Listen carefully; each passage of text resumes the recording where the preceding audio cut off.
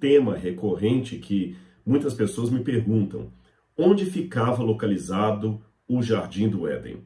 Bem, antes de entrar no assunto de hoje, se você não é inscrito no canal, está aí a oportunidade, se inscreva, ative o sininho de notificações e, se gostar, partilhe com seus amigos, deixe o seu like e também o seu comentário aqui para o engajamento do canal, tá bem?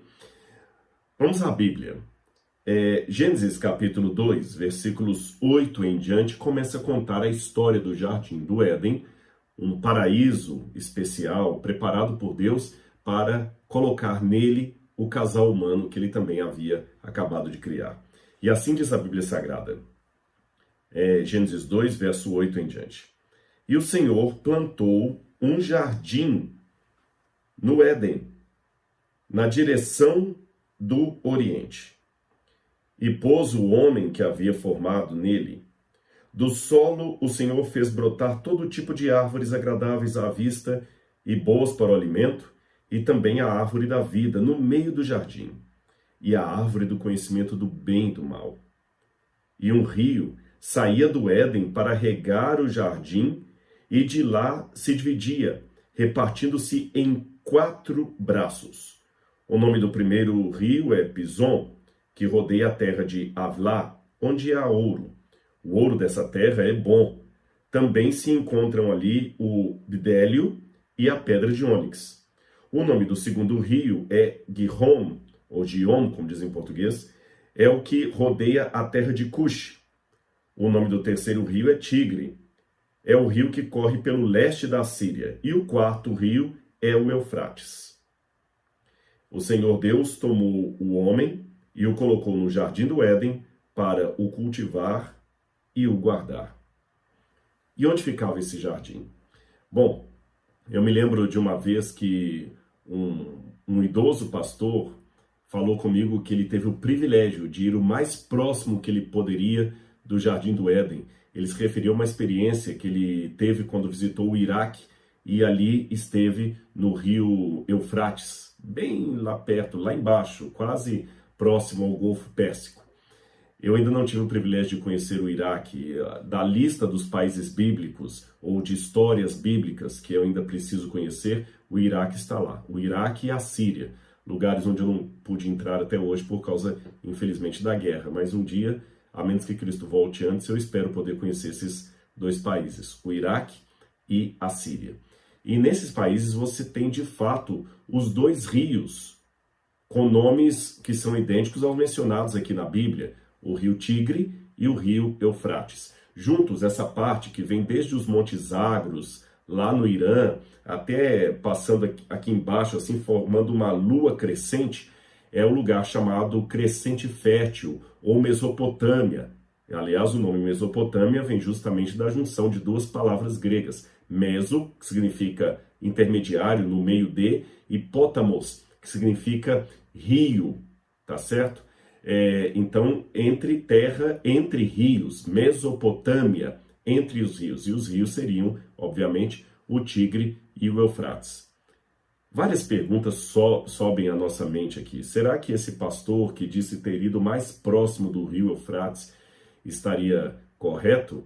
Ele falou isso certamente baseado na passagem da Bíblia que fala que dos 4 rios mencionados em ligação com o Jardim do Éden, você tem 2 deles chamados Tigre e Eufrates, que são os rios que estão ali na Mesopotâmia.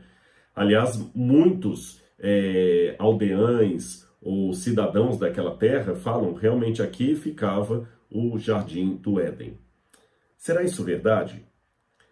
Nós temos alguns problemas aqui para resolver com relação a esta localização do Jardim do Éden, que pode parecer apenas uma curiosidade sem sentido, mas dá para a gente tirar uma lição espiritual que eu vou fazer no final desse vídeo.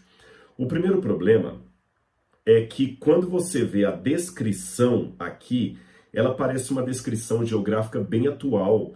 O autor do Gênesis coloca: o nome do primeiro rio é Pison, que rodeia a terra de Havilá, onde há ouro. O ouro dessa terra é bom. Também se encontram lá o bidélio. Então, quer dizer, parece que ele está falando de um lugar que ele conhecia. Um dos rios do Éden passavam por essa terra que o autor dá detalhes, parece até que ele estava lá. Fala até do ouro lá, que era muito bom. Quando ele vai falar o nome do segundo rio, ele fala do Gihon, que rodeia a terra de Cush, uma terra também conhecida por ele. Ou seja, parece que ele está falando sempre de uma geografia presente, algo que ele experimentou. O grande problema começa a surgir aqui. Em primeiro lugar, o rio Tigre e Eufrates, nós sabemos onde ficavam, mas o rio Gihon e Pison, ninguém faz ideia onde seriam esses rios. Ninguém faz ideia. Mesmo a terra de Avilá e Cush, não temos uma certeza absoluta onde ficava.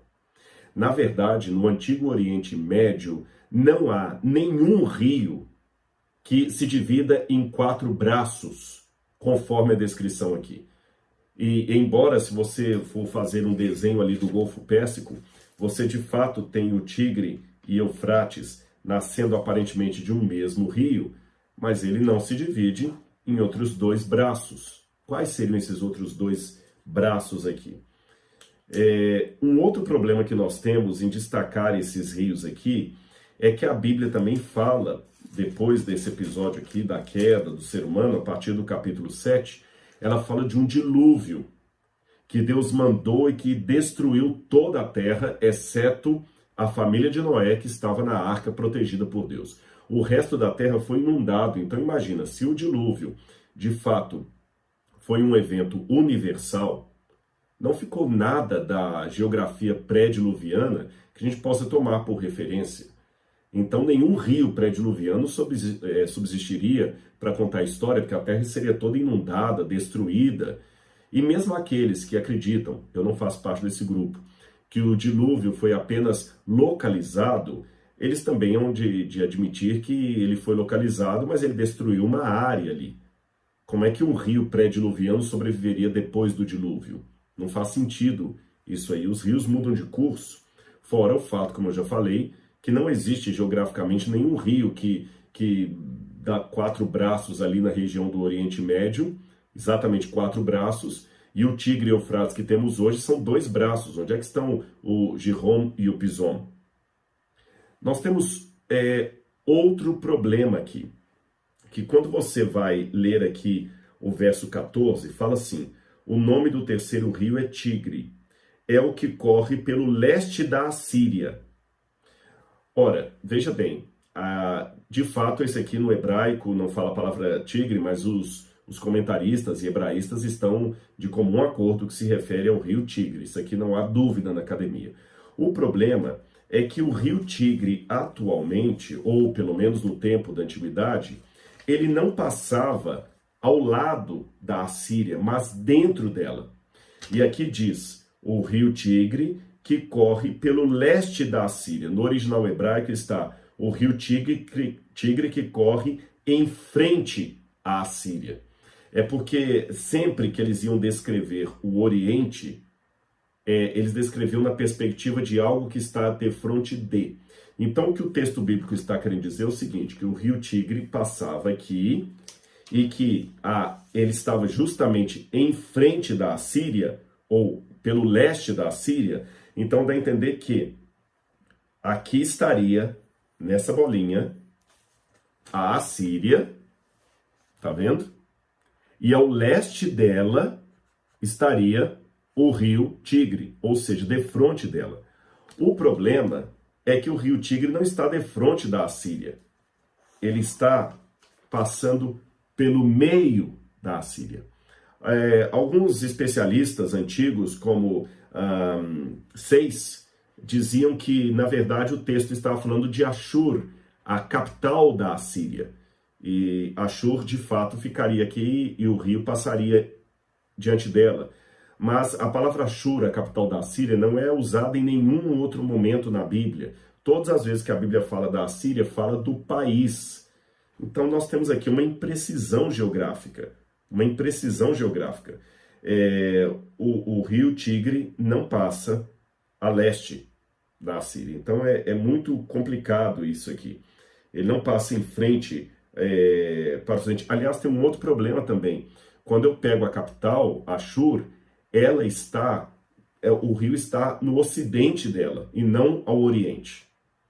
Tem esse outro problema para resolver também. Então tem uma imprecisão geográfica aqui.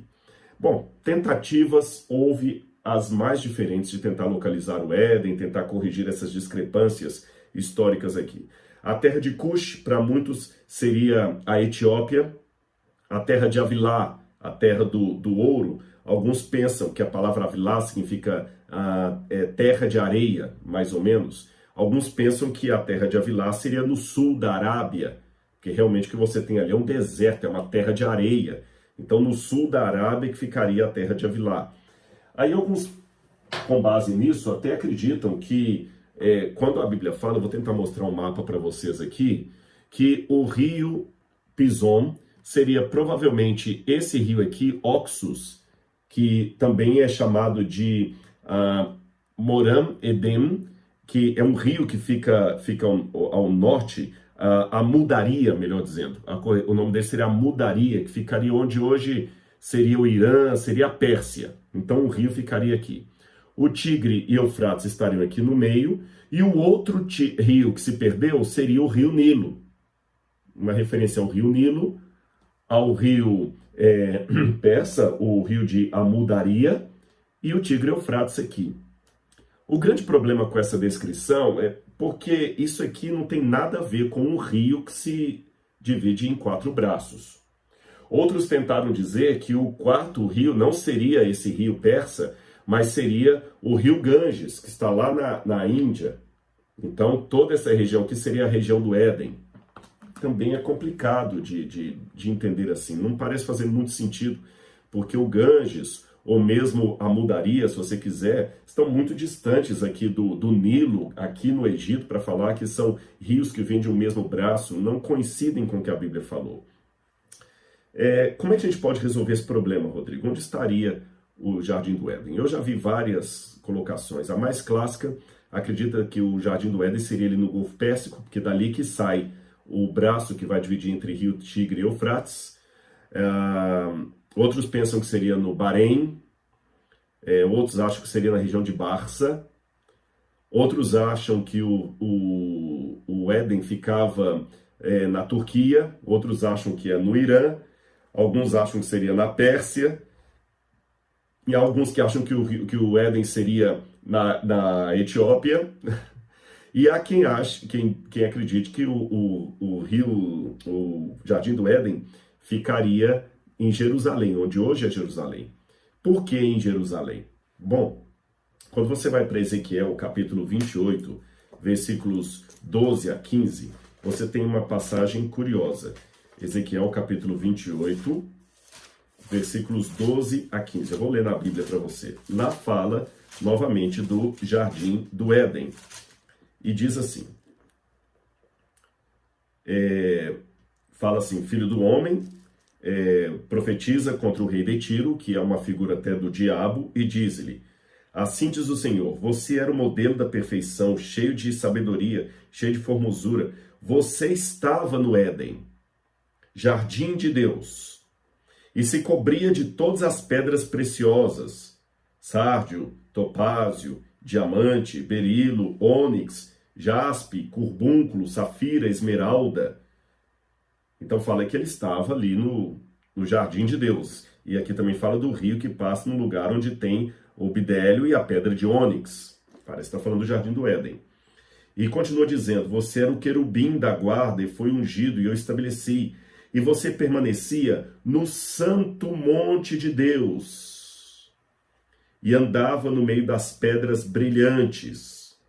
O santo monte de Deus, invariavelmente na Bíblia, é o nome que se dá para o Monte Sião, para Jerusalém, o lugar onde ficava o templo. Então, alguns fazem uma associação entre Ezequiel 28, falando do monte de Deus, como sendo o Jardim do Éden, e como o monte de Deus, invariavelmente, em toda a Bíblia, é Jerusalém. Então, acreditam que Jerusalém seria o lugar do Jardim do Éden, originalmente.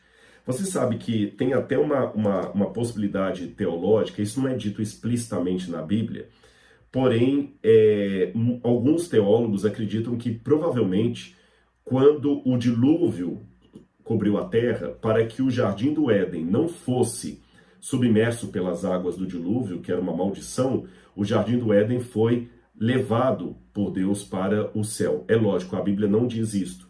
É uma inferência que alguns fazem. Por quê? Essa inferência é baseada também em Apocalipse, capítulo 2, versos 17, 2, 17, que lá fala assim: o vencedor comerá do fruto da árvore da vida que está no paraíso de Deus. E como ali o tempo do Apocalipse é muito presente, fala que ele comerá do fruto da árvore da vida que está agora no paraíso de Deus. Mas se está no paraíso de Deus, não pode ser aqui na terra, porque a gente não localiza o paraíso de Deus aqui na terra. E a promessa do Apocalipse parece estar se referindo à Nova Jerusalém, que tem a árvore da vida e que desce do céu. E segundo o entendimento de muitos, ela desce sobre o Monte das Oliveiras, que de acordo com o livro de Zacarias vai se fender. E ali haverá o juízo final. E existe inclusive uma crença judaica que Jerusalém será o último ato de juízo de Deus com os homens, que muitos pensam que será aquela cena do final do milênio no Apocalipse, quando a Nova Jerusalém desce sobre o Monte Sião, sobre o Monte das Oliveiras, e abre uma fenda, e no lugar da Jerusalém terrena, desce a Jerusalém do céu, que de acordo com uma interpretação teológica que faz sentido, a Jerusalém do céu é nada mais nada menos que o Éden restaurado.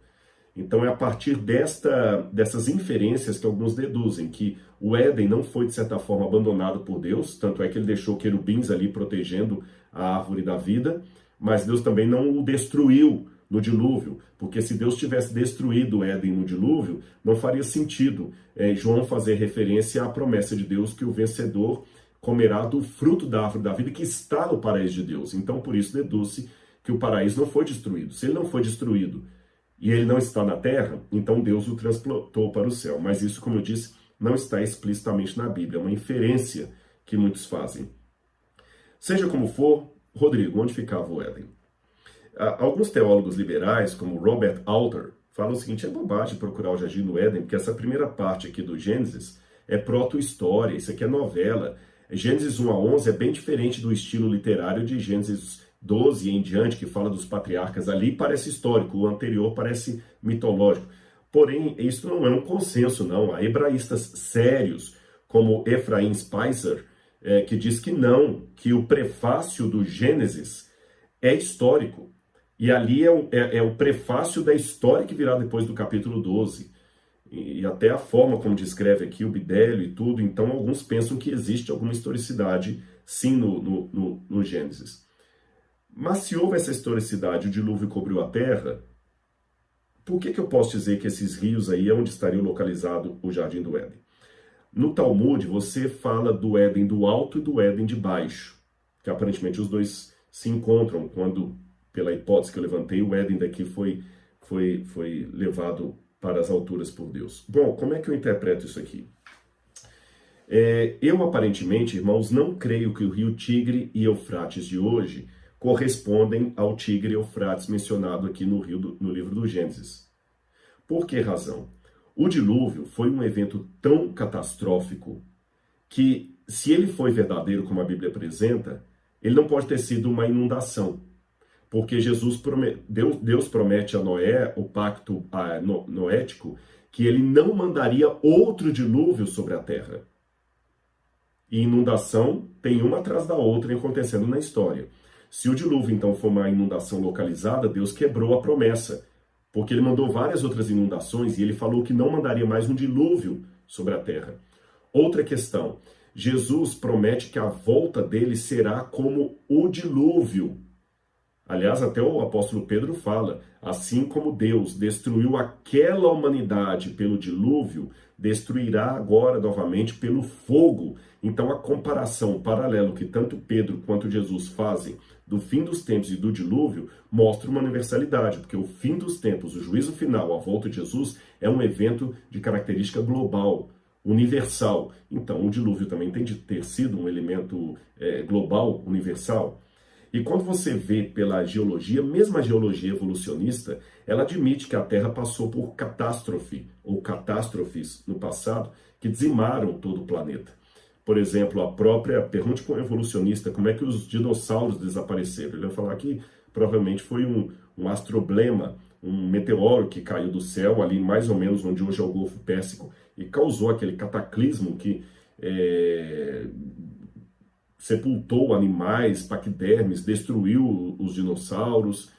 E depois que veio, no outro período aí, a geração dos seres humanos. Se eu trabalhar com a hipótese que essas múltiplas catástrofes universais que os geólogos evolucionistas apresentam pode ter sido tanto uma, ou seja, o dilúvio, aí realmente eu posso mais uma vez ratificar que a Terra não poderia ter hoje sobrevivido nada da geografia ou da geologia pré-diluviana. Só para você ter uma noção, em geologia há dois tipos de eventos, o ordinário e o extraordinário. O evento ordinário é aquele que acontece aos pouquinhos, que a gente nem consegue testemunhar. Uma erosão, um envelhecimento de um edifício. Por exemplo, se eu pegar essa casa que eu moro aqui e deixá-la sem manutenção, ao léu, tomando sol, chuva, sem manutenção, um dia ela vai cair. Mas vai ser daqui a uns 400 anos, talvez daqui a 400 anos, sem nenhuma manutenção, um dia essa casa cai. Aí, quando ela cair, alguém pode falar assim, realmente, deve ser uma casa de 400 anos, porque ela está tão envelhecida e agora ela caiu. Porém, um terremoto poderá fazer essa casa cair em 2 segundos, mesmo que ela tivesse sido construída há 1 ano. O terremoto é um evento extraordinário. Ele produz, em poucos minutos, o que o evento ordinário demoraria 400 anos. Percebeu? Então, a diferença entre a cosmovisão geológica bíblica e a evolucionista é que, como o evolucionista não trabalha com a ideia de um dilúvio, de uma catástrofe, ele joga para milhões de anos um evento, como se fosse ordinário, que numa situação extraordinária podia acontecer em meses. Um tsunami destrói toda uma cidade em meses e sepulta tudo rapidamente, enquanto que uma erosão vai demorando séculos para obter o mesmo efeito. Então, partindo do pressuposto que mesmo na evolução eles trabalham com a ideia de um meteoro que bateu na Terra e destruiu todos os dinossauros e tudo mais, eu posso trabalhar que o dilúvio é uma catástrofe, um catastrofismo que ocorreu em toda a Terra e causou a quebra da Pangeia, que os continentes se dividiram,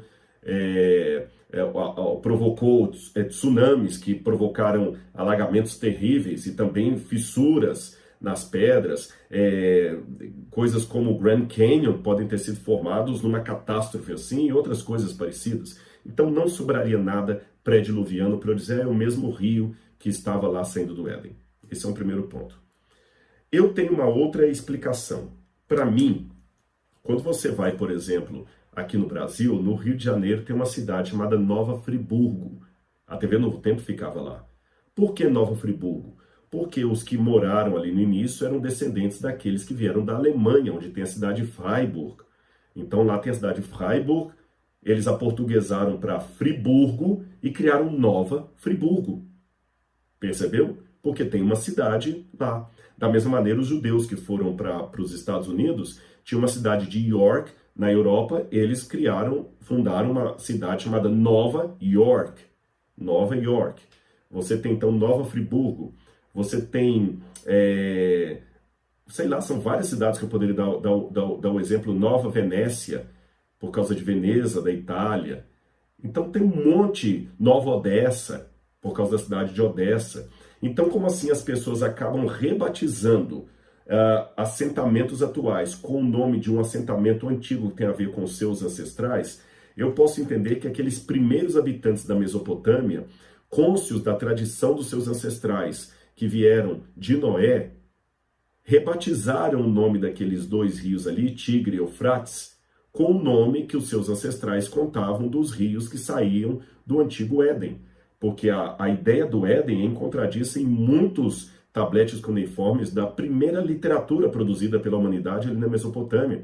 Falavam do jardim de Edim, ou Edino, que significa planura, tal como a palavra Éden em hebraico.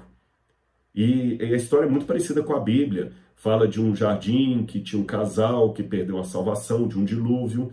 Então eles simplesmente rebatizaram aqueles 2 rios com o nome dos rios da tradição adâmica que eles traziam, daqueles que sobreviveram ao dilúvio. Só isso, só isso. E como o lugar parecia realmente um paraíso, um crescente fértil, chamaram aquele lugar ali de Eridu, que é uma das primeiras cidades que se fundam ali na região do Golfo Pérsico. E Eridu parece ter uma relação com a palavra Éden, porque você tem no tablete a ligação com Edenu. E de Eridu, os dois rios que saem ali, eles falavam Tigre e Eufrates, só isso. Eu sei que essa minha hipótese não resolve um outro problema, que é o fato do descritor do Gênesis parece falar de localizações geográficas que ele estava familiarizado com elas. Olha a terra de Avilá, a terra de Cush, que eu falei que poderia ser a Etiópia, Avilá podia ser o sul da Arábia. Só que eu noto no livro do Gênesis uma anotação editorial que provavelmente nem seria de Moisés. Isso que eu vou dizer aqui eu falo com muito cuidado, porque eu não estou endossando a hipótese documentária da alta crítica. Quem estudou teologia sabe do que eu estou falando, que acredita que o Gênesis é uma coxa de retalhos de vários autores. Não vejo assim. Eu acredito que a maior parte do Gênesis foi escrito por Moisés, mas um editor pode depois ter ajuntado os capítulos, dado o formato editorial, e esse editor fez anotações posteriores a Moisés. Por exemplo, Ur aqui é descrito como Ur dos Caldeus. Na época de Moisés não existia Ur dos Caldeus, Caldeia. Isso é uma nomenclatura posterior. Então você vê que alguém fez ali uma atualização do texto para fazer uma referência, mais ou menos, do que ele quer dizer. Quando Abraão foi perseguir os que tinham atacado Ló e sequestrado Ló, diz que ele os perseguiu até Dan. Mas Dan é uma cidade que só ia ter esse nome séculos depois, quando Jacó teria um filho chamado Dan, que por sua vez geraria uma tribo das de Israel chamada tribo de Dan. Essa tribo conquista a cidade de Lechem e ele dá o nome de Dan. Isso aí estou falando por volta de 1300 a.C., enquanto Abraão está por volta de 1800, 1900 a.C., ou seja, estou falando de 500 anos antes. Como é que Abraão poderia persegui-los até Dan se não existia nenhuma cidade com esse nome? Essas atualizações são similares àquela que os historiadores usam quando falam em 1500, Pedro Álvares Cabral descobriu o Brasil. Ele não descobriu o Brasil, não tinha nenhum país com esse nome. Como é que você vai descobrir uma coisa que não existe? A rigor, Pedro Álvares Cabral, em 1500, descobriu uma terra que muito tempo depois viria a ser chamada Terra de Veracruz, Terra de não sei o que mais, tal, Terra Brasil, Terra do Brasil. Mas para não complicar com tantos detalhes, o historiador facilita. Ele descobriu o Brasil. Cristóvão Colombo, em 1496, descobriu a América. Ele descobriu a América. Ele nem sabia que aquele continente ia se chamar América. Ele descobriu uma terra que depois se chamaria América. Então essas atualizações anacrônicas da história também estão aqui no texto do Gênesis. E eu acredito que esse mesmo editor que fez algumas anotações anacrônicas aqui, também fez algumas anotações. Olha, o primeiro rio é o Pison, que rodeia a terra de Avilá. Olha, ele fez uma anotação. Por que ele fez essa anotação?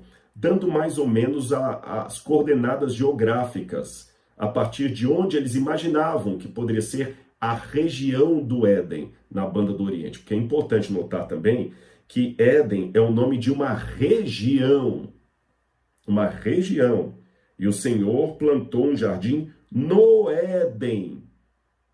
É que, pela tradição histórica, a gente acabou chamando o jardim também de Éden, assim como chamamos Mar da Galileia, o lago que fica na Galileia, mas a rigor, Galileia não é só o nome do lago, Galileia é uma região, a região da Galileia. E na região da Galileia tem um lago que também é chamado Lago da Galileia. Então, na região do Éden, tem um jardim que também é chamado de Éden. Simples assim. Mas a região do Éden é maior do que o jardim do Éden. Tanto é que, quando vai falar dos rios, fala assim, um rio saía do Éden para regar o jardim. Então o rio nem nascia no jardim. Ele nascia na região para regar o jardim. E o autor, pelo menos dessa anotação aqui, imaginava que, mesmo com a configuração atual, provavelmente o local dessa região do Éden, antes do dilúvio, seria aquele local que hoje nós chamamos de Oriente Médio ou Crescente Fértil. Só isso. Mas não a localização precisa do jardim. Eu sei que você pode ficar um pouco desanimado. Poxa, eu pensei que o Rodrigo ia responder, então, onde era o Jardim do Éden? Então não é lá no Iraque? Não. Mas eu quero ler para você uma passagem aqui de Lucas, capítulo 17. verso 20 em diante. Indagado pelos fariseus sobre quando viria o reino de Deus, o jardim do Éden restaurado, Jesus lhes respondeu: o reino de Deus não vem com visível aparência, nem dirão, ele está aqui ou está lá, porque o reino de Deus está entre vocês. Algumas Bíblias traduzem, o reino de Deus está dentro de vocês, mas eu não gosto muito dessa tradução. Pelo contexto grego aqui, não dessa parte só, mas de todo o capítulo, Jesus estava se referindo a si mesmo, porque ele estava no meio dos fariseus.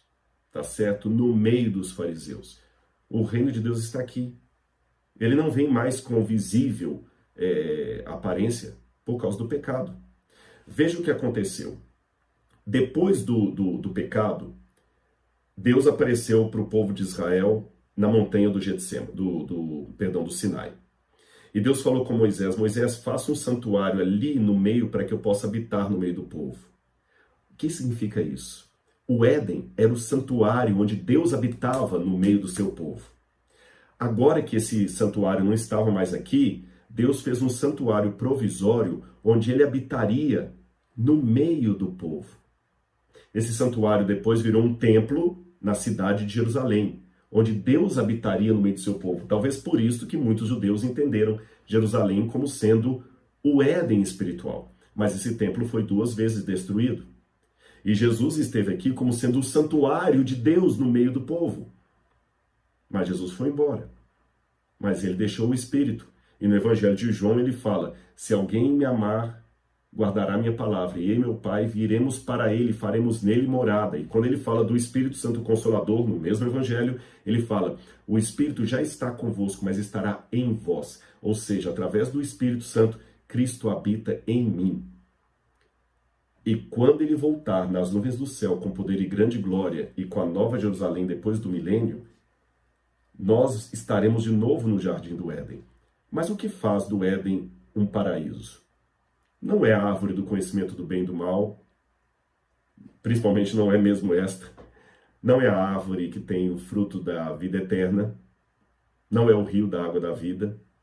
O que faz daquele lugar um paraíso é a presença constante do próprio Deus.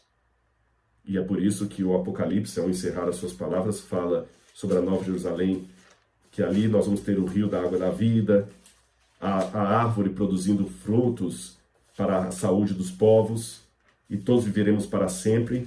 Mas também diz, Apocalipse capítulo 22, ali não vi santuário, porque, Apocalipse 22, versículo 3, não mais haverá qualquer maldição. Nela está o trono de Deus e do Cordeiro.